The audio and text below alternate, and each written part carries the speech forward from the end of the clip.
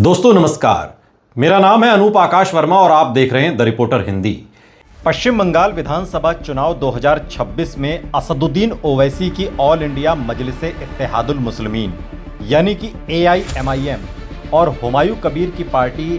AJUP का गठबंधन राज्य की राजनीति में एक नया समीकरण लेकर आया है, जिसका मुख्य फोकस स्पष्ट रूप से उन क्षेत्रों पर है जहां मुस्लिम आबादी निर्णायक भूमिका में है। जो ताज़ा रिपोर्ट सामने आ रही हैं, उसके अनुसार ये गठबंधन कुल मिलाकर लगभग 180 प्लस सीटों पर प्रभाव डालने की रणनीति बना रहा है। हालांकि AIMIM खुद सीमित लगभग 10 से 20 सीटों पर ही सीधे चुनाव लड़ सकती है और बाकी सीटों पर हुमायूं कबीर की पार्टी को समर्थन देगी। अगर सीटवार और क्षेत्रीय विश्लेषण करें तो AIMIM का फोकस मुख्यतः 3 बड़े क्लस्टर में दिखाई देता है। पहला मुर्शिदाबाद जिला, दूसरा मालदा जिला और तीसरा उत्तर दिनाजपुर और कुछ दक्षिण 24 परगना की सीटें, क्योंकि इन क्षेत्रों में मुस्लिम आबादी 40% से लेकर 70% तक है और यहां पारंपरिक रूप से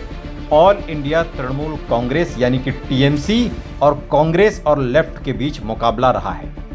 मुर्शिदाबाद में खासतौर पर जो सीटें हैं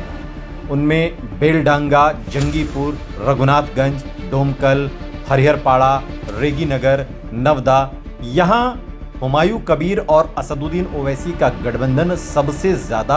आक्रामक दिखाई दे रहा है और खुद हुमायूं कबीर ने रेगीनगर और नवदा जैसी सीटों से लड़ने की रणनीति बनाई है, जिससे संकेत मिलता है कि ये जिला इस गठबंधन का कोर बैटल जोन होगा। इसी तरह मालदा में इंग्लिश बाजार, कलियाचक, हबीबपुर और मणिकचक जैसी सीटों पर AIMIM पहले से भी सक्रिय रही है और यहां 5 से 10% वोट शेयर हासिल करने की क्षमता रखती है,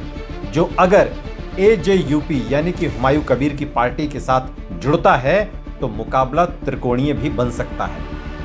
उत्तर दिनाजपुर, जहां इस्लामपुर, चोपड़ा, गोलपोखर और कुछ हद तक बीरभूम जैसे दक्षिण 24 परगना, बसंती, कैनिंग, मोटिया बुरुज जैसी सीटें, यहां पर भी ये गठबंधन प्रभाव डाल सकता है, लेकिन यहां जीत की संभावना अपेक्षाकृत कम और वोट काटने की भूमिका ज्यादा दिखती है। कुल मिलाकर अगर सीटों का अनुमान लगाया भी जाए तो AIMIM प्लस AJUP गठबंधन लगभग 25 से 40 सीटों पर कड़ी टक्कर देने की स्थिति में आ सकता है, जबकि सीधी जीत 3 से 8 सीटों तक रहने की संभावना दिखाई देती है। खासतौर पर मुर्शिदाबाद बेल्ट में ये अनुमान इस आधार पर है कि बंगाल में चुनावी राजनीति अभी भी बड़े दलों TMC और BJP के बीच केंद्रित है और छोटे दलों के लिए वोट को सीट में बदलना कठिन होता है। और सबसे महत्वपूर्ण सवाल कि इस गठबंधन से सबसे ज्यादा नुकसान किसे होगा, इसका सीधा जवाब है कि इसका प्राथमिक असर ममता बनर्जी की TMC और कुछ हद तक कांग्रेस लेफ्ट गठबंधन पर पड़ सकता है, क्योंकि ये गठबंधन सीधे मुस्लिम वोट बैंक को टारगेट कर रहा है। रिपोर्ट्स में भी यह आशंका जताई गई है कि इससे मुस्लिम वोटों का बंटवारा होगा और चुनावी गणित बदल सकता है। परोक्ष रूप से इसका लाभ भारतीय जनता पार्टी को मिल सकता है, क्योंकि अगर TMC और कांग्रेस के पारंपरिक वोट बैंक में विभाजन होता है तो त्रिकोणीय मुकाबले में BJP को सीट जीतने का मौका बढ़ सकता है। ठीक वैसा ही परिदृश्य जैसा बिहार 2020 में देखने को मिला था। हालांकि ये भी ध्यान देना जरूरी है कि AIMIM का बंगाल में अभी संगठनात्मक ढांचा कमजोर है और 2021 विधानसभा चुनाव में उसका प्रदर्शन बेहद सीमित रहा था।